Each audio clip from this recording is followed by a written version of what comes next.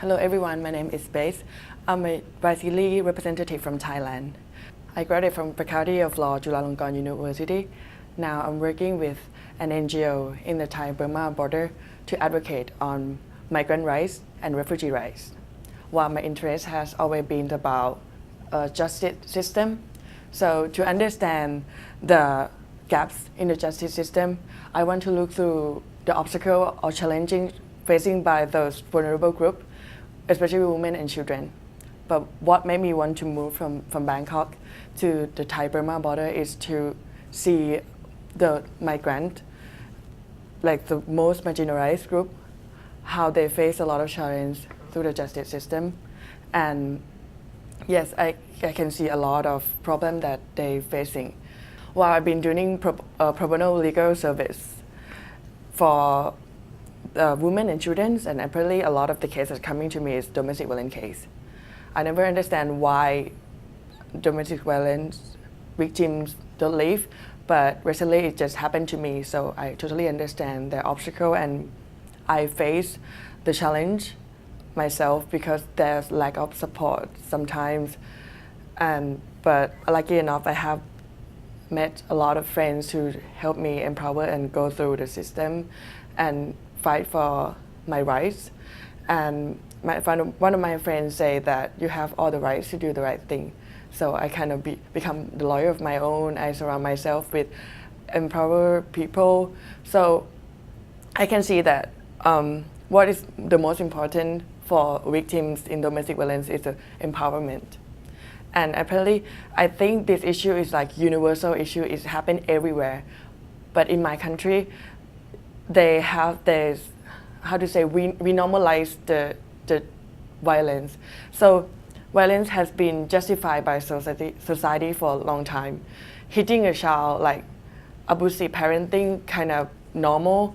So if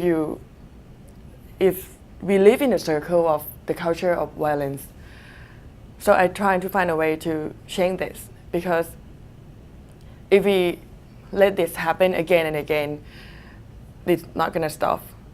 So I see the power of the new generation. There's the new generation in Thailand starting to be more progressive. So if we have a group of youth who understand that domestic violence is everyone's issue, not just one person issue, and we can start from the community. So Chiro planned to establish the youth network in every community in Thailand and recruit, especially lawyers, law student, social worker student, or health student. So we have legal part, psychosocial, and health, and come together and understand how to understand their own community and how to empower their community and create kind of referral network to work in their community. And then another mission is to trying to raise awareness, create a movement in each community. And my highest goal is to stop and end the culture of domestic violence in Thailand, which is going to take a long time. But then we can slowly empower each survivors to become an advocate, empower youth to advocate on this issue and understand that it's related to anyone.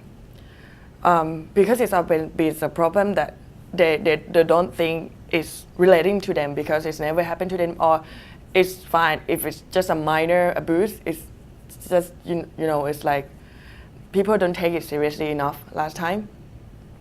And this program, we have a site visit, so I have been visit to the women's shelter, and I can see how we can slowly encourage the community and local, how to say, authority or law enforcement to work with us. What have been, in my own case, I faced the legal officer saying like, hey, why you have to report about this? It's just, you can be fine, you're gonna go back to him again. So it's kind of create an obstacle for a victim themselves to speak up. And when I start to speak up about myself, there's somebody like, don't you embarrass, like that happened to you? And that's the big a challenge for most of the victims in my country that they don't dare to speak up because embarrassment.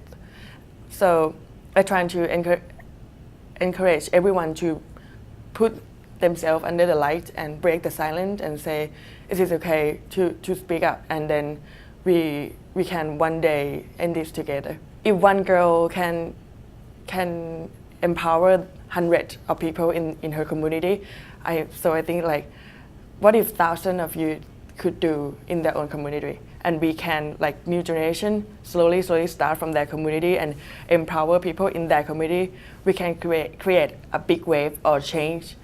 And so this program, Civic Leadership, helped me trying to slowly shape the idea of how to work with the community and how to be a true leadership.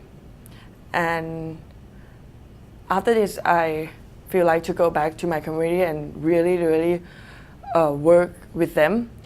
Because recently I tried to conduct a workshop on, I used the domestic violence issue and say how to deal with the domestic violence, and I teach them domestic violence law. I self-funded my own workshop and trying to ask them to come, but then people in the community just don't understand and don't have strength enough to come out and join the workshop. So most of the participants is people who already relate to human rights or who work in NGO or non-profit organization. So I plan to slowly go to the community and have a small group of session and trying to understand the idea of the community themselves, because there's still some community that, okay, there's a husband hit the wife all the time, but you'll be fine, they come back together anyway. So it had to really work with the community, and that's what I learned from this civic engagement, this civic leadership group. To the survivors out there, you have every right to do the right thing, and it's okay to speak up and to talk about you so that you can help a lot of people. And if you are abusers, no matter what you have been through in your past, you have a choice to make. So from now on, you can start to do the right thing, and we can make a change.